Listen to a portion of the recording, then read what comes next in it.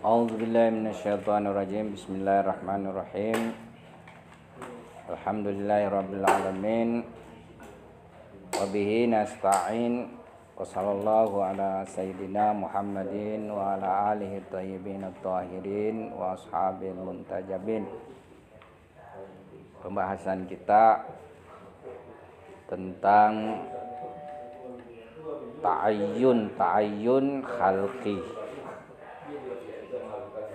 Sebagaimana kita sudah membahas sesuai kaidah al-wahid la yasduru anhu illal wahid, dari yang tunggal itu tidak akan keluar darinya kecuali tunggal.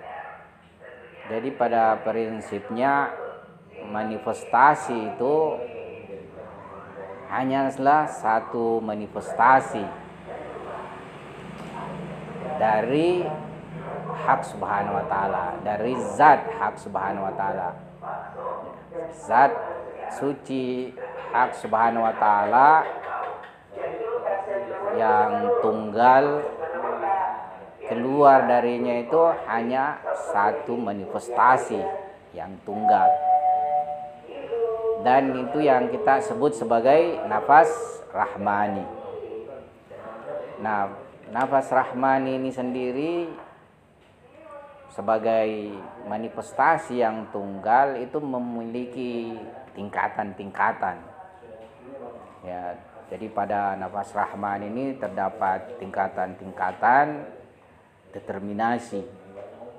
Ya, ada yang kita sebut sebagai determinasi ilmi, ta'ayyun ilmi, dan ada yang disebut ta'ayyun aini atau determinasi wujud eksternal. Pada ta'ayyun ilmi ini terdapat juga dua tingkatan. Ya, sebagaimana sering kita singgung, yaitu ta'ayyun awal dan ta'ayyun sani, yang kita juga sebut sebagai makam ahadiyah dan makam wahidiyah. Nah, ini sudah selesai kita punya pembahasan. Kita kemudian membahas juga ta'ayyun aini. Ya, kalau ta'ayyun ilmi itu tidak terjadi di luar suqa rububi, artinya masih wilayah ilahiyah, tetapi bentuk ta'ayyun khalqi ini atau ta'ayyun aini ini atau ta'ayyun wujud eksternal ini itu sudah terjadi di luar suqa rububi. Nah, pada ta'ayyun aini ini terdapat 3 pembagian secara universal. Jadi ada 3 tingkatan secara universal. Meskipun tentunya sebagaimana di dalam ta'ayyun ilmi, nama-nama Tuhan itu dari segi jumlah itu tidak terbatas. Ya, jadi meskipun dari segi nama-nama universal, nama-nama pokok itu terbatas jumlahnya, ya, tetapi dari segi nama-nama partikular juz'i itu tidak terbatas jumlahnya, karena senantiasa terjadi tanakuh, terjadi pernikahan nama-nama. Ya, jadi dari dimensi nama-nama hak subhanahu wa ta'ala secara nama-nama partikular ini tidak terbatas dari dimensi banyaknya, jadi tidak terbatas. Nah, sesuai tentunya apa yang terdapat di dalam ta'ayyun ilmi, ya, demikian pula tercermin di ta'ayyun aini. Jadi mulai yang paling basit, ya, paling universal, kemudian mengalami penurunan secara bertingkat-tingkat dari yang paling universal, kemudian kepada yang universal, kemudian lebih lagi sedikit keuniversalannya sampai kepada yang partikular. Nah, di luar juga seperti demikian itu. Ya, jadi wujud akal sebagai yang menduduki tingkatan paling puncak ta'ayun luar, ta'ayun eksternal, ya, wujud akal, ya itu semua bentuknya universal. Bentuknya universal. Nah, dimulai daripada yang paling universal menurun dari dimensi keuniversalannya istilahnya lebih sempit sampai menurun terus nanti kepada wujud-wujud yang berbentuk partikular.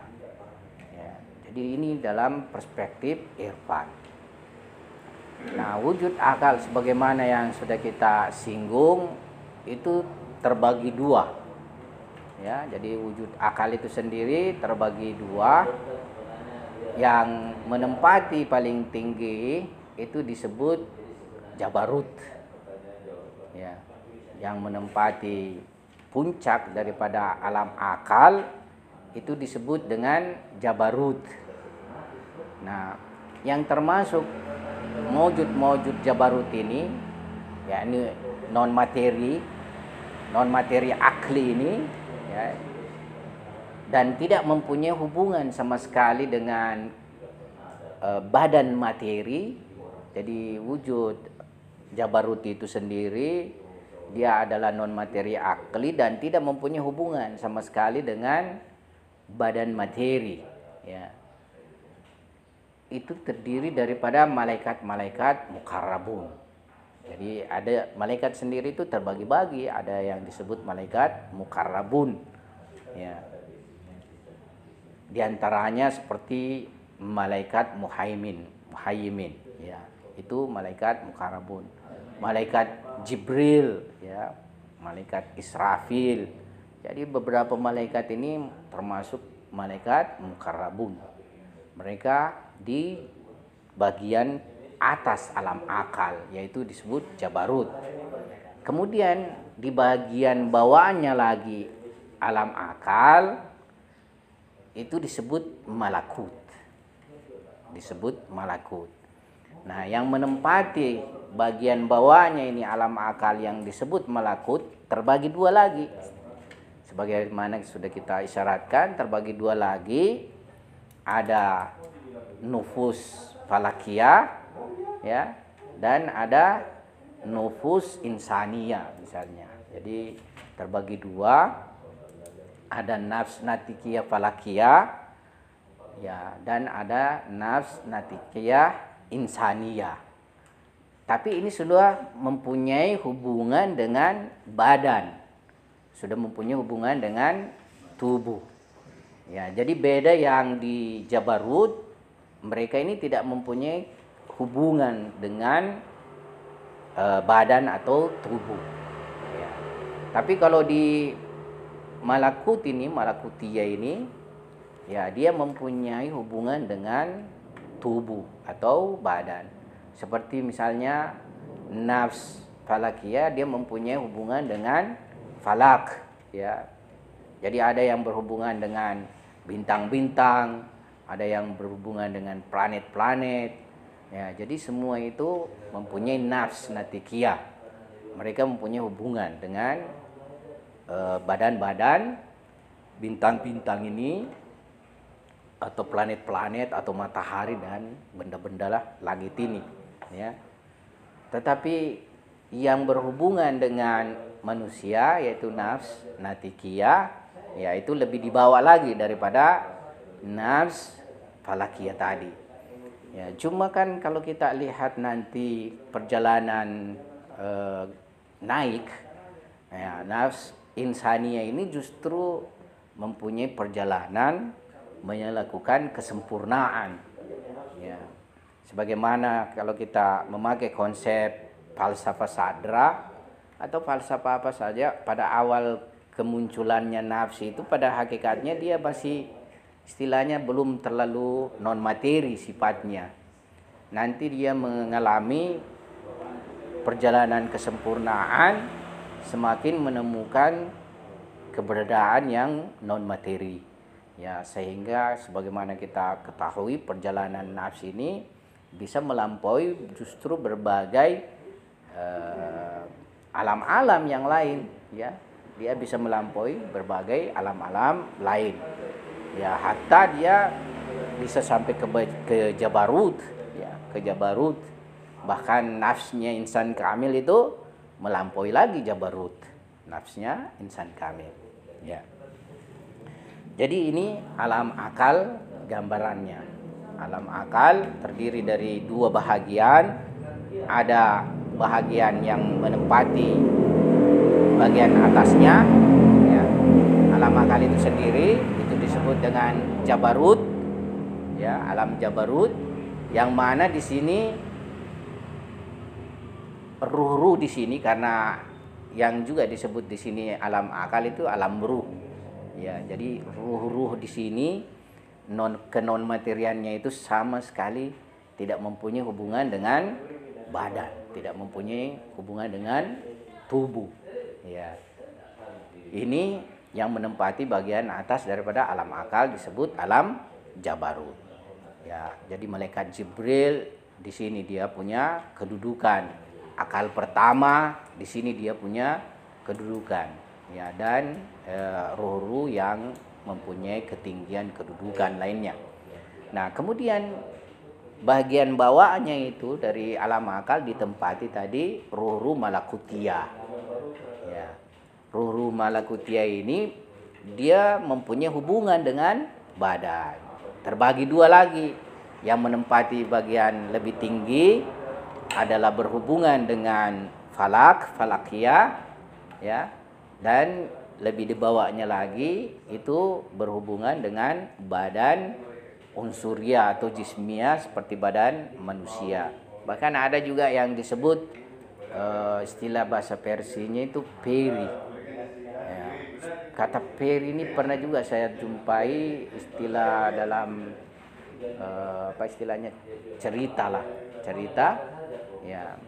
Tapi sepertinya mempunyai wujud nyata juga ini peri kalau seperti ini, karena di sini di buku ini dituliskan malakutiyah yang bagian bawah ini berhubungan dengan selain tubuh manusia juga berhubungan dengan tubuh peri. Apakah dia disebut sejenis jin itu atau tidak, saya walau alam saya juga tidak tahu, ya, yang disebut peri itu. Nah, setelah alam akal baru memasuki alam misal, ya. Jadi dari segi tingkatan maujud eksternal, maujud luar, setelah alam akal adalah alam misal. Nah, perlu kita pahami yang memberikan apa istilahnya pandangan tentang adanya nafs falakiyah itu selain urafa itu filosof seperti Ibnu Sina. Ya, dan filosof Ibnu Sina dalam hal ini karena ia mempunyai keyakinan tentang nafs falakiyah, ia berbeda dari filosof peripatetik lainnya. Yang mana filosof peripatetik lainnya seperti Ibnu Rushd itu mengingkari yang disebut dengan nafs falakiyah. Ya. Karena itu ketika Ibnu Sina menerima yang disebut nafs falakiyah ini, sebenarnya ia telah mengubah juga filsafatnya dari filsafat peripatetik menjadi filsafat masyrikiyah.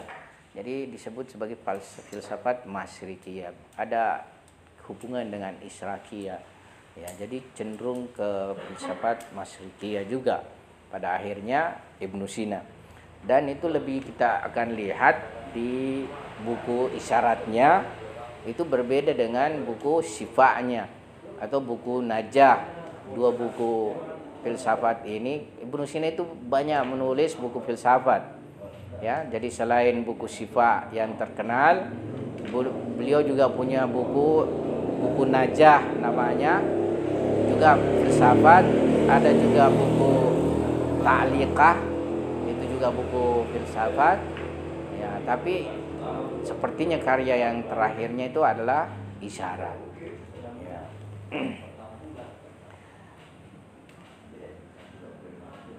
Nah, setelah alam akal yang tadi kita sudah singgung mempunyai kenonmaterian aklani, ya, alam mengalami penurunan yang kemudian disebut dengan alam misal. Ya. Yang paling penting dari alam misal ini kekhususannya adalah dia disebut kenonmaterian misali atau kenonmaterian barzakhi. Ya. Jadi ia dari dimensi kenonmaterian tidak juga seperti kenonmaterian aklani, intelek. Biasa juga aklani itu disebut intelek, kenonmaterian intelek. Aklani yang mana kenonmateriannya dari dimensi zat, dia non materi, ya, sama sekali, dan tidak ada sama sekali hubungannya dengan aspek indrawi atau hissi, ya. Jadi di situ tidak ada sama sekali bentuk. Kalau di kenonmaterian aklani tidak ada bentuk, tidak ada warna, ya, dan lain sebagainya yang mempunyai kemiripan dengan pengisyaratan indrawi. Ya, tapi kalau di kenonmaterian misali, nah itu ada dia punya keserupaan dengan isyarah indrawi. Ya, jadi di sini kenonmateriannya dia tidak memiliki madah.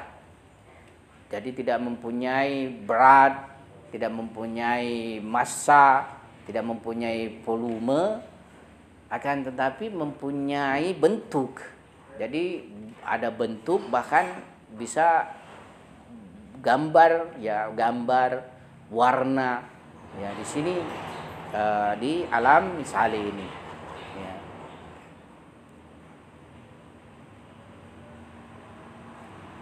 Nah, alam misali sebenarnya juga kalau kita mau lebih melakukan pendekatan bisa kita pahami dengan apa istilahnya aspek penginderaan kita. Jadi kita punya penginderaan yang hissi ini itu ketika berhubungan dengan benda, ya, maka dari benda tersebut kita dapatkan gambaran. Setelah kita terputus hubungan dengan benda tersebut, ya, bentuk dan gambaran benda tersebut itu masih tersisa pada kita. Ya, tersisa pada kita. Jadi istilahnya dia muncul sebagai khayal bagi kita, imajinasi, wujud imajinasi bagi kita. Cuma ini disebut sebagai misal mutasil, ya, yaitu misal yang bersambung dengan diri kita. Artinya dia bukan sesuatu di luar daripada nafs kita. Jadi bukan suatu alam terpisah daripada alam dari maujud kita. Ya. Jadi misal mutasil ini atau alam khayal kita itu, alam imajinasi kita itu, ya, itu satu bentuk daripada gambaran alam misal. Ya, tapi ini yang disebut alam misal ini dia bukan bersambung dengan diri kita. Makanya dia disebut juga alam misal mutlak atau alam misal munfasil. Ya, ini alam misal yang terpisah dari diri kita. Ya. Nah, di alam misal mutasil ini terdapat maujud-maujud misali. Ya, terdapat maujud-maujud misali. Di mana maujud-maujud misali ini mempunyai bentuk-bentuk, mempunyai rupa-rupa, ya. Sehingga pada dasarnya ketika misalnya seseorang bisa masuk ke alam ini dan menemukan realitas alam misali, ya dia akan mengenali misalnya A, B, C itu karena ada keserupaannya dengan bentuk serta rupa di alam materi, ya seperti itu. Kecuali kalau misalnya mengalami perubahan, ya karena kita ini di dalam alam misalinya senantiasa mengalami perubahan. Perubahannya itu kalau kita meningkat atau menyempurna, ya dia akan semakin bercahaya. Ya, tapi kalau dia mengalami penurunan dari dimensi kewujudan, dia akan mengalami perubahan sesuai dengan yang malakah pada diri kita. Jadi boleh jadi misalnya kita menemukan realitasnya, tapi kita bingung apakah dia atau bukan dia karena terlalu banyak terjadi perubahan. Tapi yang jelas tetap akan terkenal. Jadi seperti itu di alam misal, ya. Seperti demikian di alam misal. Banyak pengalaman-pengalaman maknawiyah yang disebut dengan mukasyafah suri.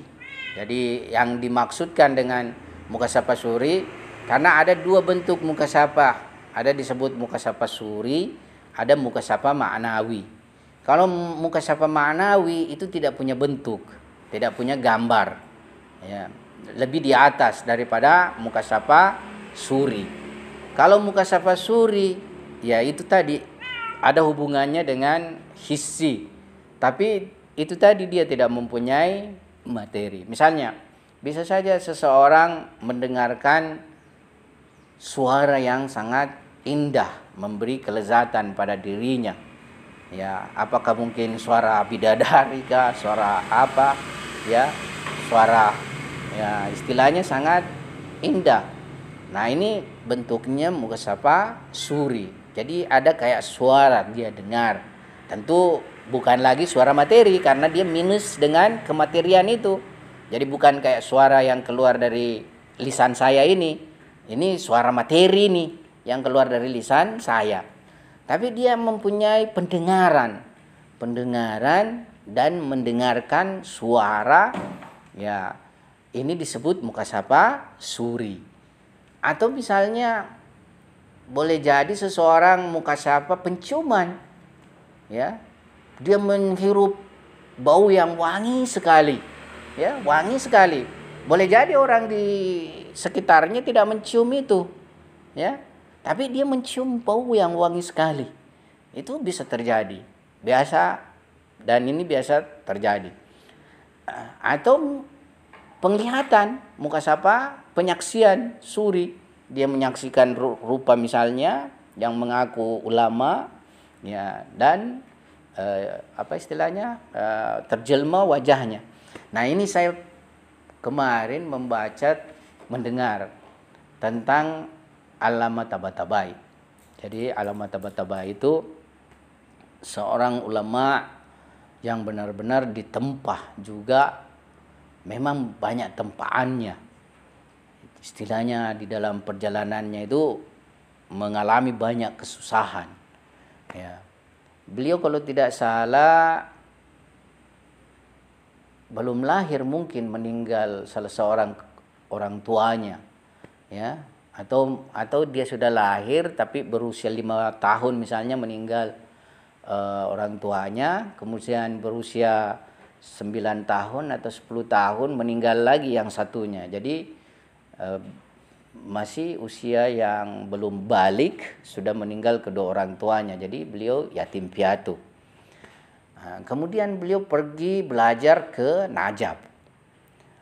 Beliau belajar di Najaf itu tidak mengambil syahriah. Ya, syahriah itu artinya sesuatu yang dibagi dari para maroji bagi para pelajar agama. Seperti model beasiswa lah, tapi ala kadarnya. Bagi seorang pelajar agama bisa hidup dengan syahriah itu. Jadi beliau itu tidak mengambil syahriah, tapi beliau itu mempunyai kebun, ya. Jadi ada kebun warisan orang tuanya. Dari hasil kebun warisan orang tuanya itulah yang kadang dikirimkan kepadanya sebagai belanja hidupnya dalam masa dia belajar di Najaf tersebut. Nah, suatu ketika terjadi kondisi, apakah perang atau apa, saya lupa kisahnya, sehingga tidak bisa terkirim lagi itu baginya dari istilahnya daerah kelahirannya, tidak bisa lagi dikirimi, ya. Jadi kondisi kehidupannya sangat menderita sekali, ya, sangat susah sekali. Apakah kalau tidak salah beliau juga sudah punya keluarga. Jadi alamat taba-taba demikian ditempahnya dengan kesulitan itu, kalau tidak salah di kisah itu di 3 anaknya meninggal. Jadi 3 anaknya kalau tidak salah masa-masa kecil-kecil itu meninggal. Ya bayangkan 3 anak meninggal ini, begitu istilahnya lama itu ditempah. Ya. Jadi beliau sangat kesulitan kehidupan. Akhirnya beliau datang ziarah ke haramnya Amirul Mukminin. Kemudian tidak mungkin secara ini terungkap dari dirinya tentang kesulitannya tersebut. Nah, setelah beliau ziarah, baru beliau menyesal kenapa beliau istilahnya mengadu, ya, tentang kesulitan tersebut. Jadi dia menyesal. Nah, yang ingin kita bahas itu yakni mukasyafahnya ketika beliau lagi duduk-duduk atau baring bersandarkan dengan tangannya, ya. Tiba-tiba ada yang datang mengetuk pintu. Kemudian beliau pergi buka pintu tersebut. Kemudian bicara orang itu bahwa sebenarnya kamu itu 18 tahun, kapan kamu ditinggal? Kapan kamu istilahnya tidak diperhatikan selama 18 tahun itu, ya. Orang itu memperkenalkan dirinya, saya lupa namanya, Bande, pokoknya ada kata bandenya kalau tidak salah, Husain, ada Husainnya mungkin juga orang tersebut, ya. Nah, setelah dia buka, kemudian baru dia lepas tangannya, sadar dia. Jadi dia sadar bahwa sebenarnya dia tidak meninggalkan tempatnya di situ. Jadi dia tidak meninggalkan tempatnya di situ yang lagi bersandar ini tangannya.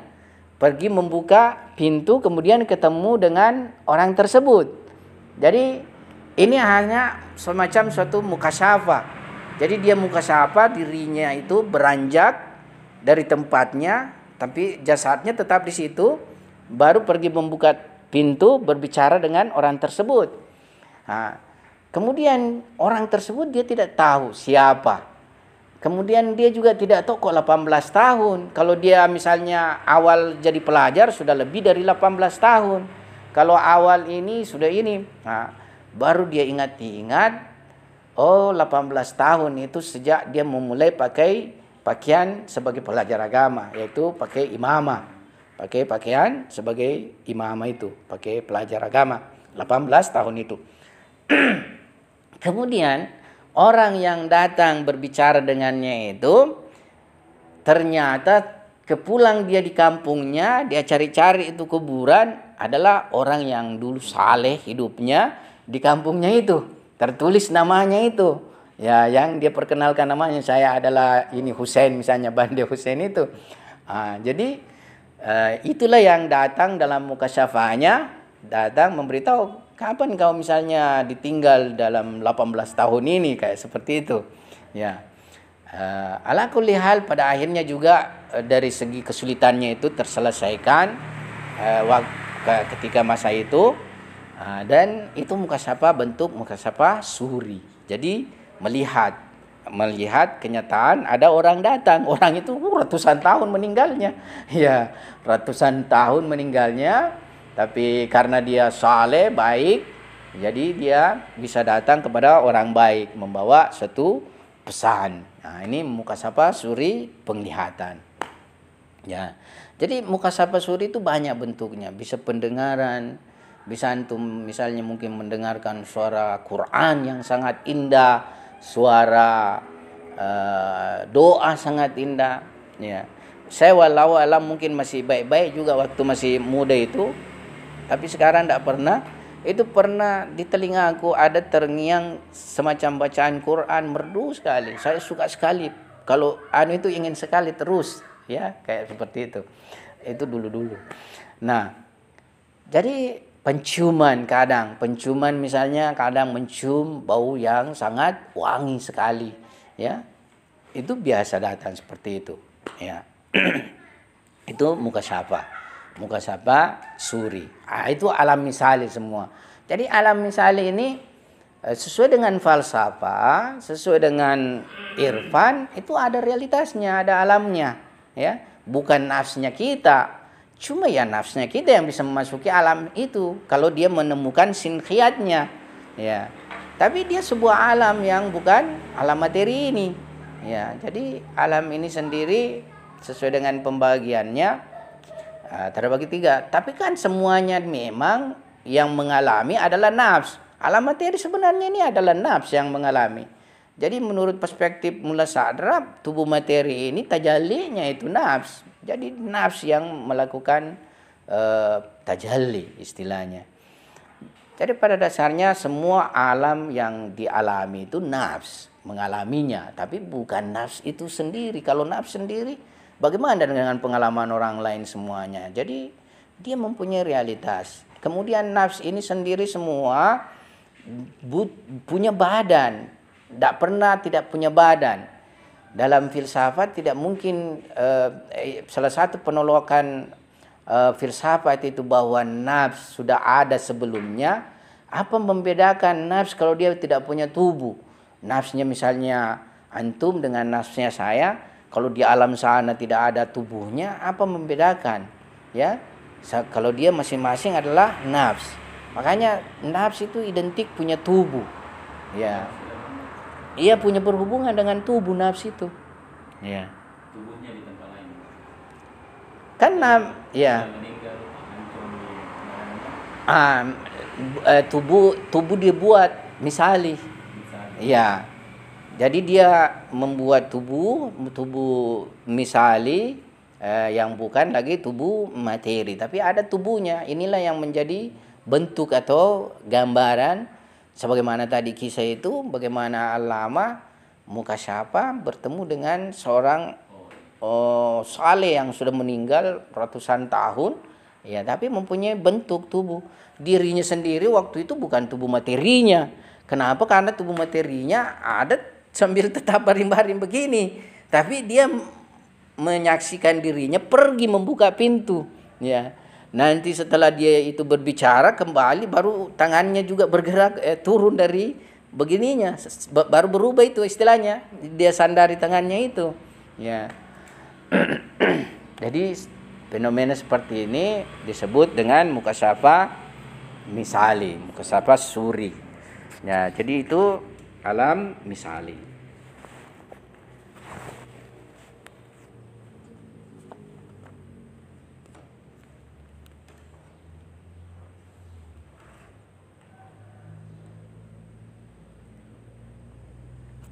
Setelah alam misali, tentunya paling bawah dari tingkatan alam adalah alam materi. Nah, yang mana alam materi ini juga menurut Urapa dia terdiri dari dua bagian. Ada disebut ulwiyat, ada yang disebut supliyat. Ulwiyat. Ya, alawiyat, ulwiyat. Sepertinya ulwiyat ini yang cocok dengan supliyat, supla, ulwa, ulia, ulwiyat dengan supliyat. Jadi dibagi sufliyat. Iya.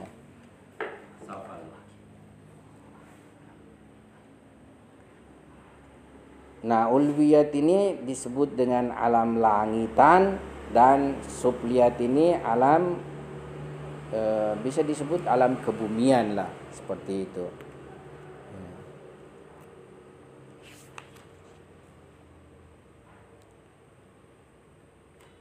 Nah, di sini yang agak membingungkan menurut Urafa, bahwa di alam ulwiyat ini, alam materi ini ya, sudah alam materi ini, itu terdapat disebut arsy, kursi, langit-langit 7, ya, kemudian planet-planet. Kalau planet-planet ya istilahnya jelas lah.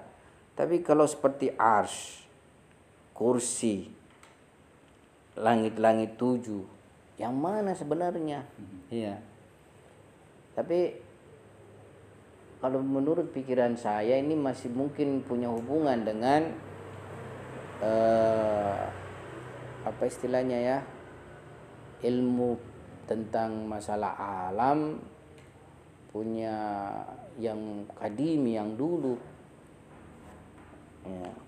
Kemudian yang subliatnya ini ya seperti unsur-unsur ya, banyak unsur-unsur itu. Kalau di dalam kimia kan ada banyak unsur-unsur, ada kalsium, ada fosfor, ada macam-macam. Tapi yang kita pahami pembahagian unsur, 4 unsur itu, kalau yang sesuai dengan ilmu alam klasik, yaitu api, tanah, udara, dan air itu ya, itu masih diyakini oleh filosof klasik yang dulu. Nah, setelah itu ada disebut dengan muwalladat salasa. Muwalladat salas itu yang muncul dari perpaduan unsur-unsur ini ya, muncullah tumbuh-tumbuhan, muncullah hewan dan manusia. Itu disebut muwalladat salasa itu ya.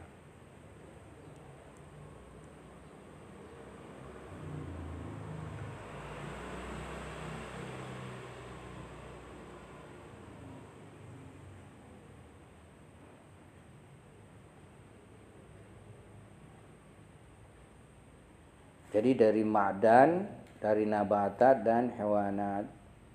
Oh bukan, jadi manusia itu tidak masuk, yang disebut itu muwalladat salasa itu adalah ma'daniyat. Ma'daniyat itu benda-benda padat ini kayak batu, tanah, apalagi pokoknya yang kayak batu itu, tambang-tambang lah, ma'daniyat. Kemudian nabatat, tumbuh-tumbuhan, dan hewanat, hewan-hewan. Tentu manusia itu terkategori hewan. Ya, manusia itu masuk kategori hewan. Ya, sebagaimana filosof jenisnya daripada manusia adalah hewan. Jadi manusia sendiri masuk pada hewan. Nah, menurut Urafa yang paling terakhir itu dari silsilah alam ini adalah badan manusia. Di sini terjadi perbedaan nanti di antara filosof dengan Urafa. Filosof seperti Mula Sadra memandang perjalanan turun dari silsilah alam ini yang paling akhir itu disebut hayula ula, maddah ula, atau materi pertama, yang mana menurut filosof maddah ula itu atau materi pertama ini itu tidak mempunyai keaktualan kecuali ia murni potensialitas. Artinya menurut mereka itu aktualitasnya itu potensi, yakni akan mengalami selalu perubahan. Jadi potensi itu kan dia selalu akan menerima bentuk-bentuk baru, surah-surah baru, selalu akan mengalami perubahan. Jadi madda ula ini berubah jadi batu, berubah jadi tanah, berubah jadi macam-macam ya. Jadi dia akan selalu mendapatkan bentuk surah sehingga berubahlah dari spesies satu ke spesies yang lain ya. Jadi ini, jadi menurut filosof seperti itu.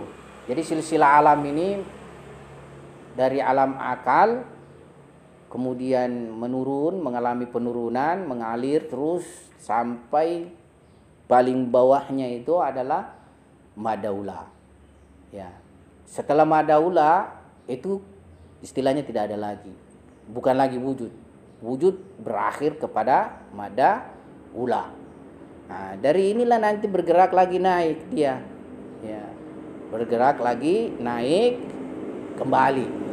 Ya, kembali sesuai dengan tingkatan pergerakannya naik. Nah, kalau urafa menurut mereka ya akhir daripada perjalanan penurunan alam ini, akhir daripada perjalanan penurunan alam ini itu pada badan manusia. Ya. Jadi pada badan manusia menurut mereka. Bukan pada madaula tersebut. Ya. Cuma saya lihat di sini juga dijelaskan, disinggung Imam Khomeini meskipun dia menulis kitab Irfan, tapi di dalam masalah ini dia menyalahi pandangan urafa. Dia justru sama pandangannya dengan Mullah Sadra atau Hikmah Muta'aliyah. Jadi perjalanan akhir daripada penurunan alam ini ya berakhir pada hayula ula tadi itu atau mada ula tadi itu. Ya. Kalau kita pikir-pikir dari aspek bahwasanya muwalladat salasa itu dihasilkan daripada susunan daripada unsur-unsur ya, berarti apa ya istilahnya, dia bukan akhir, sebenarnya dia sudah mulai gerak lagi menyusun ke atas ya, gerak untuk naik lagi. Kalau dia bukunya bertahan Ya. perkawinan antara langit-langit tujuh yang disebut ayat bintang-bintang langit benda-benda langit kayak bintang matahari, kawin dengan unsur-unsur materi yang disebut ibu yang empat, itu yang udara, air, api, melahirkan ini tadi muwalladat salasa, Muwalladat salasa. tumbuhan, hewan, benda-benda langit. Jadi hasil pernikahan dari benda-benda langit, yakni langit-langit tujuh dalam pandangan filosof, dengan ibu yang empat katanya sah. yang air, tanah. Tanah itu. Ya. Sepertinya di sini dari hasil ini sebenarnya kalau saya terkait alam materi itu lebih pada ilmu eksperimen. Iya, ketimbang merenung. Karena di sini bukan wilayah merenung. Iya. Meneliti sesuatu. Iya, wilayahnya penelitian, eksperimen, karena barangnya ada bisa diteliti. Iya, bisa kita teliti. Ya, kecuali kalau misalnya ada dimensi logika akal yang masuk secara hukum universal ya bisa saja. Ya. Misalnya akhir daripada alam ini tingkatannya sebagai alam materi misalnya, itu bisa saja ya, karena ini tidak bisa juga masuk dalam eksperimen semua kealaman ini, tapi dimensi yang lebih partikular sifatnya agak lebih istilahnya ke ilmu eksperimen menurut pikiran saya. Makanya kenapa kemudian kitab filsafat masalah tabiiyatnya itu orang kurang berminat mengajarkannya lagi. Kan filsafat itu kan ada istilahnya mulai logikanya, biasanya itu logikanya, atau kalau tidak dimasukkan logika itu dia pembahasannya tabiiyat, nafs dan ilahiyat. Jadi hukum dulu, hukum wujud dulu secara umum, secara universal, kemudian tabiiyat, kemudian nafs, kemudian ilahiyat. Tapi sekarang cenderung tabiat itu ditinggalkan, tidak dibahas. Apalagi tabiatnya biasanya berhubungan dengan tabiat Bartholomeus yang sudah dibatilkan. Ya, Bartholomeus itu konsepnya kan masih geosentris, ya.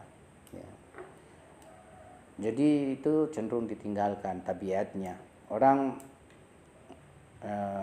lebih memakai nafsnya masih relevan, apalagi lahirnya tentunya. Ya. Nah, kalau di sini ya dia sebutkan ya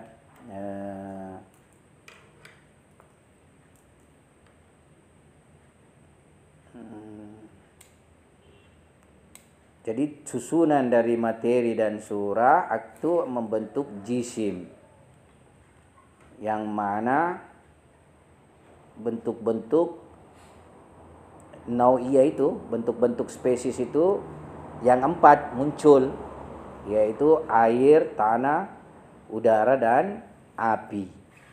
Nah, setelah 4 ini dengan susunan di antara unsur-unsur ini secara khusus, maka muncullah ma'daniyat, nabatat, dan hewanat. Jadi tidak ada dijelaskan terjadi pernikahan misalnya ya langit-langit 7 itu dengan ini, tidak ada. Ya, langsung itu ya. Langsung 4 itu kemudian muncullah berbagai mawjud muwalladat salasa itu, ya. Jadi materi itu sebuah eksistensi tersendiri, Ustaz. Ada surah juga tersendiri, itu kemudian digabung. Jadi tidak dicampur dengan 4 unsur. Sebenarnya tidak ada yang terpisah satu lain. Iya, itu akal yang membedah dia. Tapi kalau di aktualnya itu ada semua surahnya, Mi. Ya, ada semua surahnya. Ya. Cuma yang ma'daula ini yang diperdebatkan filosof, apa benar mempunyai realitas, atau sebenarnya yang ada itu sejak awal adalah yang sudah punya surah nau'iyah itu, ya sudah ada surah nau'iyahnya. Itu yang menjadi perdebatan. Jadi seperti filosof Suhrawardi itu menolak yang ma'daula itu, seperti filosof Said Mutahari menolak, Ayatul Misbah menolak bahwa ada misalnya eksistensi yang mana dia murni potensi, tidak mempunyai tidak mempunyai aktualitas. Jadi aktualnya itu adalah potensi yang menerima perubahan, siap menerima perubahan nau'iyah itu. Jadi dia maksudnya ini yang tidak bisa tidak satu pandangan filosof dalam menerima ini, bahwa ada memang wujud itu tidak mempunyai nau sama sekali. Dia potensi, murni potensi. Ya, selamanya dia potensi, tapi selalu menerima nau. Ya, menerima nau. Ya, itu yang menerima Ibnu Sina. Yang menerima Ibnu Sina, Mullah Sadr terima setelahnya itu semua. Ya. Tapi yang menolak Suhrawardi, kemudian filosof belakangan ya Said Murtada Mutahari dengan Ayatul Misbah Yazdi. Ya. Tapi hanya di konsep itu saja. Apa? Hanya di konsep saja. Jadi bisa saja mungkin sebenarnya dia itu ada di surah nau'iyah yang mau terbentuk istilahnya. Jadi dia memang mempunyai kenyataan, tapi bukan kenyataan tersendiri. Iya. Ya, tapi nanti beda. Ya, kemungkinan seperti itu. Nah, ini apa istilahnya? Tentang alam, tingkatan alam. Sekarang ada beberapa istilah yang juga perlu kita pahami untuk lebih melengkapi pembahasan kita. Ada istilah disebut dengan jala dan istijla. Jadi silsilah alam atau ta'ayun aini itu juga sudah selesai, dari alam akal, alam misal sampai alam materi. Ya. Setelah itu pembahasannya adalah mengalami pergerakan naik. Cuma di sini saya terkadang renungkan, kok yang kemudian mengalami fase kenaikan itu cuma manusia. Ataupun misalnya tidak hanya manusia, tapi seolah-olah pusatnya pada manusia dan tidak semua wujud. Tidak semua wujud. Kalau kan mengalami turun, semua wujud. Semua wujud. Pas naik. Tapi kalau mengalami naik, ya paling misalnya taruhlah unsur tanah ini kan. Unsur tanah ini dimakan, dihisap oleh tumbuhan. Nah, apakah kita konsumsi langsung, ataukah masalahnya tumbuhannya dimakan hewan, baru hewannya kita konsumsi. Tapi kan terbatas ini saja. Bagaimana dengan yang banyak sekali? Ya, bagaimana dia pengalaman? Sama manusia. Ya, yang tidak tersentuh dengan manusia. Bagaimana dia punya perjalanan naiknya itu, istilahnya toh? Ya. Ala kulli hal. Untuk sementara. Padahal tasbih juga. Ya. Kan kiamat bukan cuma manusia, Semua. semuanya. Nah, kiamatnya semuanya alam itu menyempurnakah? Kemana mereka? Ya.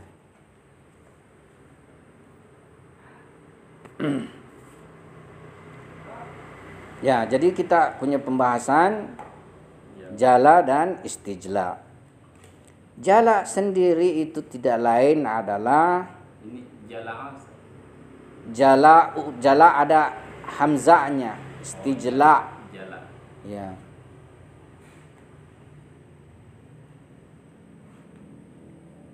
Dari kata tajalli kayaknya juga ini ada hubungannya dengan kata tajalli juga ini, jala ini istijla, menampak. Ya. Jadi jala sendiri tidak lain adalah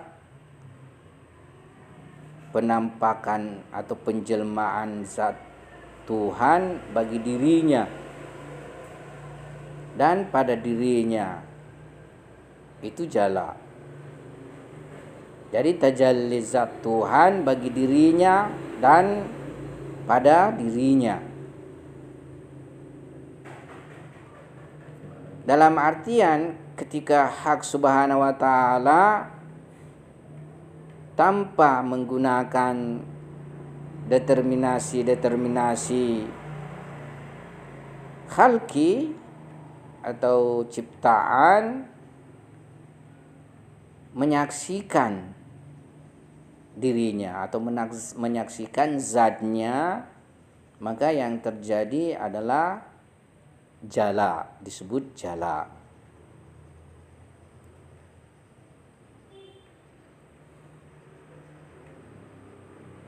Jala ini terjadi tentunya pada ta'ayyun pertama dan kedua.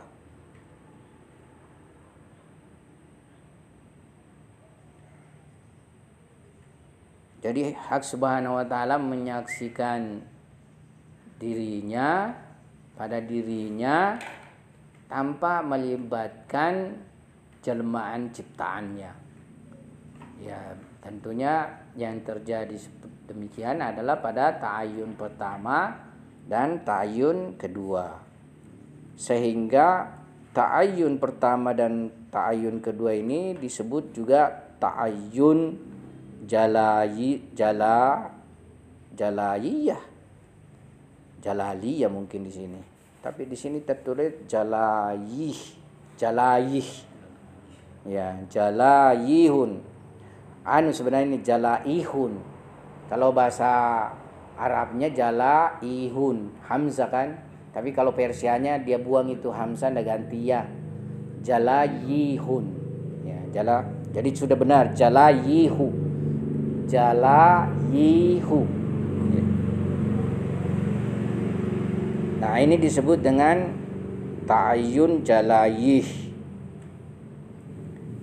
Sementara istijla itu adalah penjelmaan atau manifestasi zat hak subhanahu wa ta'ala bagi dirinya pada ta'ayyun khalqi. Jadi di sini Tuhan menyaksikan dirinya pada ciptaan. Ya. Yang tadi istijla bisa Ya, istijla itu adalah penjelmaan dan manifestasi zat hak subhanahu wa ta'ala bagi dirinya dan pada ta'ayyun khalqi. Dalam artian ketika Tuhan hendak menyaksikan dirinya pada ta'ayyun khalqi serta menyaksikan jamal dan jalalnya,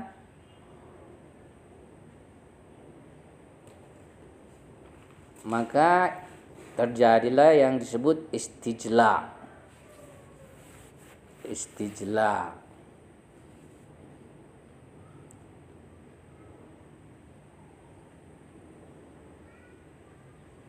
Nah, betul tadi kita katakan jala pakai hamzah.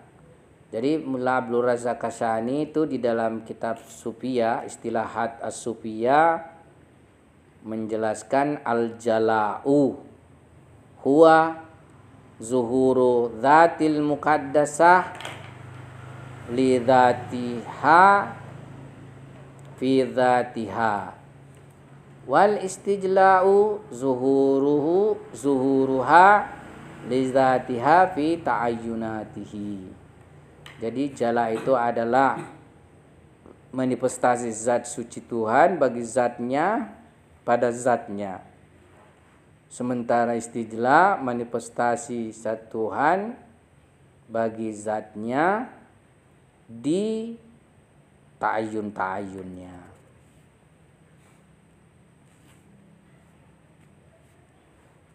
Nah, ini dua istilah. Kemudian istilah yang lain ada disebut hadarat khams.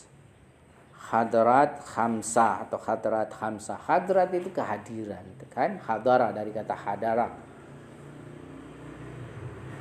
Hadarat khamsah. Ya, hadarat khams 5. Hadarat khams.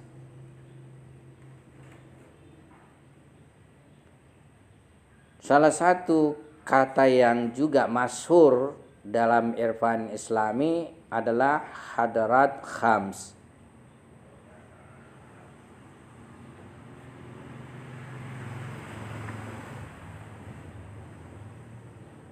Nah, tentu sesuai dengan apa yang sudah kita bahas sebelumnya, maka setiap tingkatan keberadaan maka sesuai dengan tingkatan tersebut ia menjelmakan hak subhanahu wa ta'ala.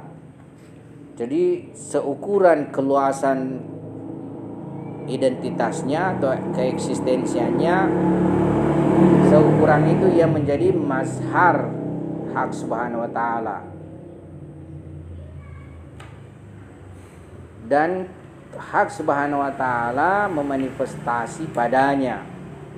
Dan maka terjelmalah padanya sifat-sifatnya, nama-namanya, kesempurnaan hak subhanahu wa ta'ala.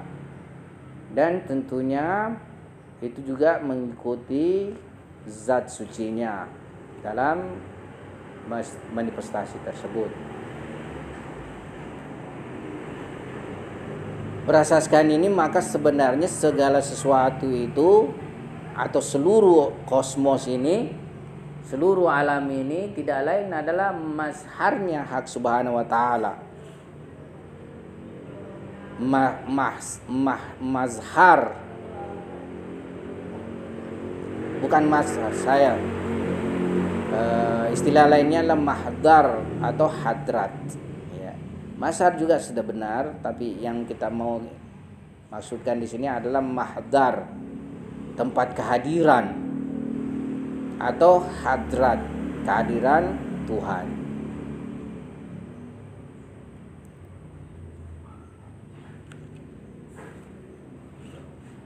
Ainama tuwallu fathamma wajhullah. Dimanapun kalian menghadap, di situ wajah Allah. Jadi semua adalah tempat kehadiran Tuhan. Semua adalah mahdar Tuhan. Ya.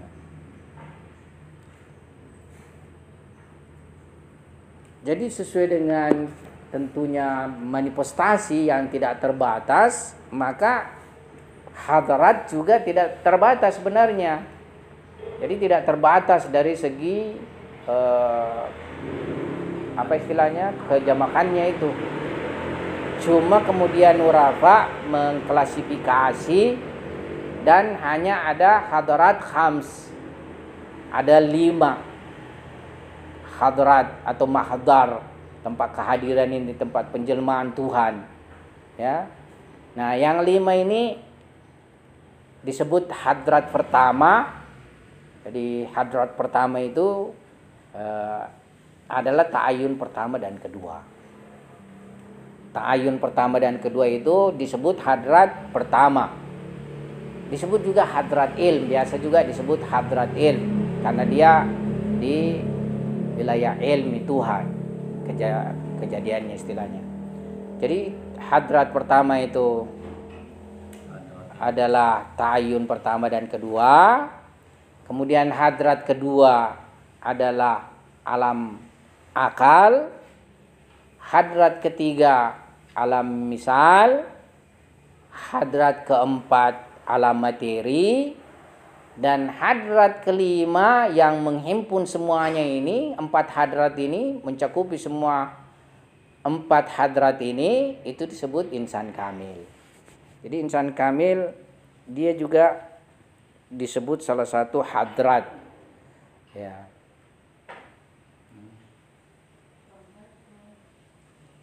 Waalaikumsalam warahmatullahi wabarakatuh. Jadi di dalam pembahagian hadarat itu ada 5, ya, yang mana hadrat pertama adalah ta'ayun pertama dan ta'ayun kedua. Kemudian hadrat kedua adalah alam akal. Hadrat ketiga alam misal. Hadrat keempat alam materi. Dan hadrat kelima itu insan kamil.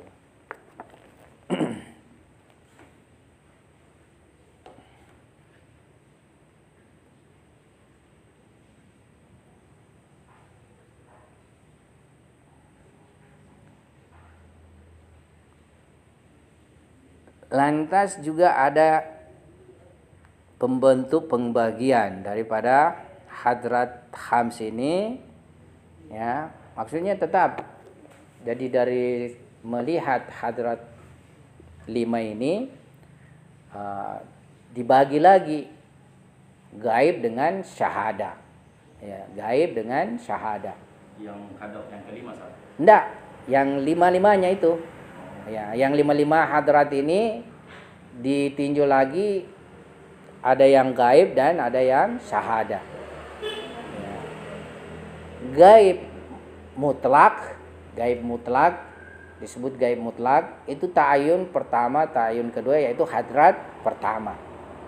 Itu gaib mutlak. Yang mana di atasnya ini kan hanya gaibul guyub, ya. Dia disebut gaib mutlak. Kemudian syahada mutlak itu hadrat yang keempat, yakni alam materi. Itu disebut dengan syahada mutlak. Dia tidak ada lagi di bawahnya daripada lahir syahada. Jadi alam materi, syahada mutlak. Kemudian alam akal itu disebut dengan gaib mudaf. Gaib mudaf. Gaib relatif. Jadi gaib nisbi. Karena apa? Karena masih ada di atasnya, yaitu gaib mutlak itu, yakni hasrat pertama. Jadi hasrat kedua atau alam akal itu disebut dengan gaib mudaf. Nah, kemudian hasrat ketiga atau alam misal, itu disebut dengan syahada mudaf, syahada relatif, syahada nisbi. Adapun insan kamil yang menghimpun semuanya lagi itu. Jadi dia adalah gaib dan syahada. Ya, jadi manusia itu menghimpun gaib dan syahada. sebenarnya semua manusia semua mempunyai kedudukan menghimpun itu, gaib dan syahadah. Sebagaimana pada diri manusia terdiri dari ruhnya yang gaib dan badan materinya yang syahadah. Di samping itu kan istilahnya ada juga alam misalinya, imajinasinya, dan alam akalnya. Ya. Kalau istilah fana itu orang mencapai mungkin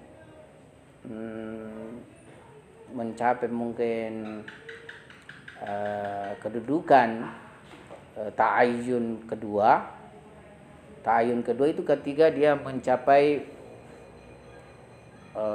khafi, kedudukan khafi. Di atas lagi khafi ada disebut akhfa. Ya. Jadi sudah fana, fananya fana.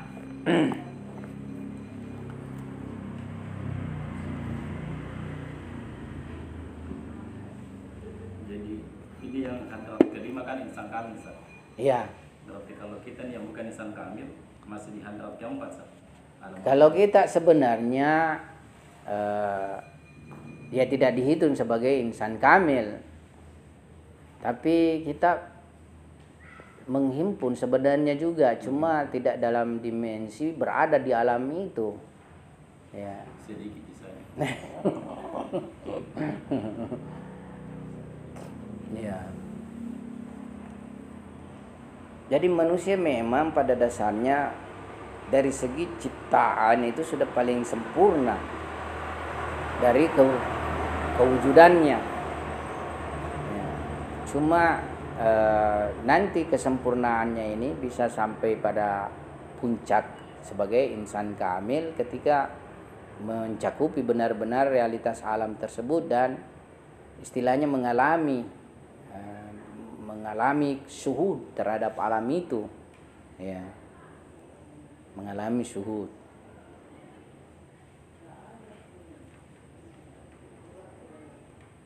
Jadi kesempurnaan sebenarnya berasaskan ma'rifat. Jadi kesempurnaan manusia itu berasaskan ma'rifat. Makanya ilmu lah yang membuat manusia sempurna. Cuma ilmu di sini kan dibagi, ada husuli, ada huduri. Ilmu huduri ini yang mempunyai keidentikan dengan kewujudan kita. Ilmu husuli juga kan berakhir pada ilmu huduri. Ya. Jadi konsep-konsep itu kan hadir pada diri kita. Jadi kalau kita menyatu juga dengan konsep ini hadir, ya terjadi kesatuan dengan konsep-konsep ini. Cuma bukan realitas zat sesuatu itu sendiri yang hadir, gambarnya saja. Jadi konsep kita tentang kealaman materi, misalnya alam materi, ya itu sebenarnya hadir suatu bentuk gambaran konsep alam materi, alam non materi pada kita, atau yang disebut juga alam gaib, gaib mudhaf misalnya kan, hadir pada kita. Gambarannya ya gambarannya hadir pada kita. Itu menambah keluasan jiwa. Iya, itu menambah juga sebenarnya, menambah juga menambah juga keinsanan. Dari satu aspek tetap menambah, ada pengaruh ma'rifat, jadi tetap mempunyai pengaruh. Makanya kan ini yang membangun keyakinan kan. Ya. Beda misalnya orang yang tidak mempunyai konsep tentang itu, juga dia tidak meyakini karena tidak punya konsep. Ya.